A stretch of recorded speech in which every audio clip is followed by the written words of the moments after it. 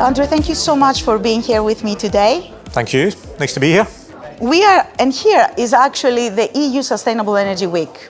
And we're going to discuss renewables, we're going to discuss wind, we're going to discuss hydro.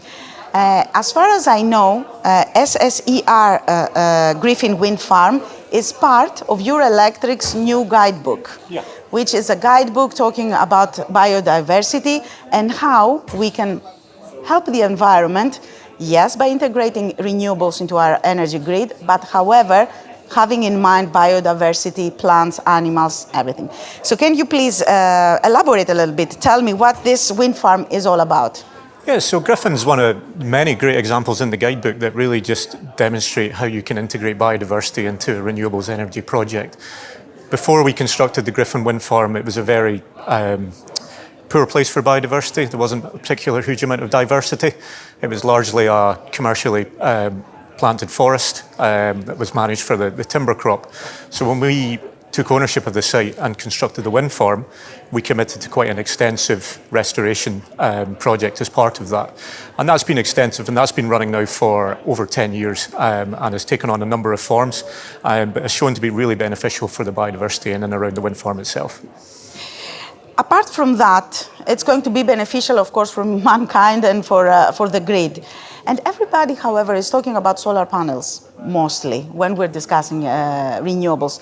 Secondary wind, but hydro is really coming third. Why do you think that is the case? Well, I think all renewables have a place to, in the energy mix. I think we need a diversity of technologies. I think as well what the guidebook does really well is just give some good real-life practical examples that developers can look to include in their projects as they design their projects and as they operate their projects.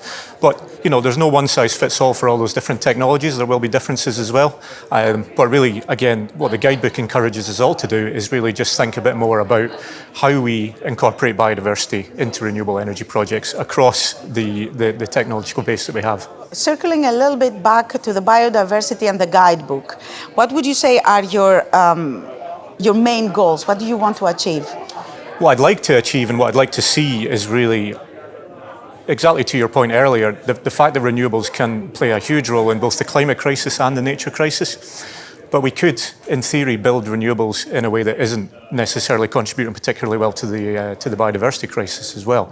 So what I'd really like to see is the industry just taking on the recognition that if we embed biodiversity into our projects at the very early stage, we can maximise the value for biodiversity as that project matures and as it's operational and even when it's decommissioned as well. I think second to that, what's really important as developers and as an industry is that we recognise the value of the data that we actually gather as part of these projects, whether that's in the development stage, whether that's in the operational phase, or even when that's in the decommissioning phase of the assets as well.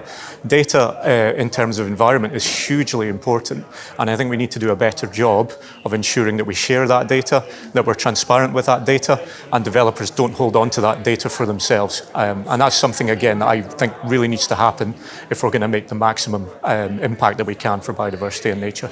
Do you think that the European Commission, with the various acts that has implemented or working in, like AI Act or the Data Act or the Act for Renewables, is working towards the right direction, or is it prohibiting, creating obstacles for companies such as yours? No, I think it's really encouraging to see what the Commission are trying to do. I think, there's been a lot of discussion, a lot of debate recently around non-price criteria for renewables auctions. I think that's really good, potentially, particularly for biodiversity. I still think there are some quite key details to be worked through in terms of exactly how that's going to work and how companies are going to be measured on that. But it's certainly opened up the conversation, I think, a lot more than perhaps what we would have had maybe, 5, 6, 7 years ago. So we, as developers now, are talking an awful lot more about biodiversity, about broader sustainability and what renewables developers can do. And a lot of that is coming from the discussions around policy at that European Commission level that we've been talking about. What were the main challenges that you faced in respecting biodiversity, let's say, for your project? I think biodiversity inherently is quite challenging because the first thing you need to understand is your impact. And what we don't have currently is a standardised way of measuring biodiversity impact. whether that's from an onshore wind site, an offshore wind site, a hydropower site, a solar site. So there are various methodologies and various tools out there that have tried to establish a common methodology for measuring the impact, but there isn't yet an agreement on what that needs to look like.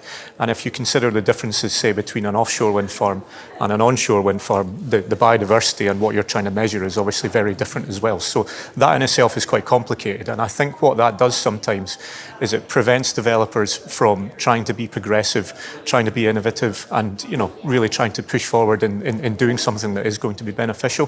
So I think it's really important over time, and I think we're still a long way from this, but the industry and policymakers and governments and everybody else just need to agree on, okay, exactly what are we going to measure, why are we measuring it, what's the value of measuring it, and that way at least we can at least get a bit of a level playing field between developers and what they're doing, and also encourage them to do more. Andrew, thank you very much for joining me today. And thank you all for watching. Please don't forget to become a member of the Enlit community.